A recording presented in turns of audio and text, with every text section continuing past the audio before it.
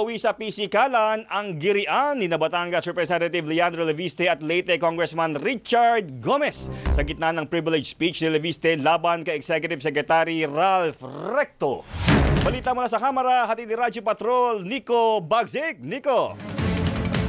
Patrika, kung sa Senado ay may away sa pagitan ni na Senators Robin Padilla at Kiko Pangilinan, muntik na rin umanong magkasapakan sa sina Representative Richard Gomez at Representative Leandro Leviste. Ito ay dahil sa biro ni Leviste sa nakatatandang kongresista na malakas umano ang vote buying sa kanyang lugar sa Leyte. Ayon kay Deputy Speaker Janet Garin, naawat lang ito ng iba pang mga kongresista sa loob ng plenaryo matapos ang privilege speech ni Leviste laban kay Executive Secretary Ralph Recto.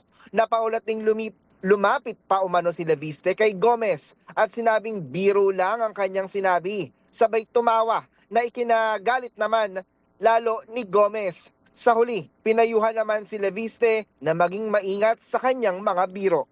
Yan ang balitang kumpirmado, sigurado. Ito ang Radyo Patrol, Nico Bagsik, DZMM. Maraming salamat, Nico Bagsik.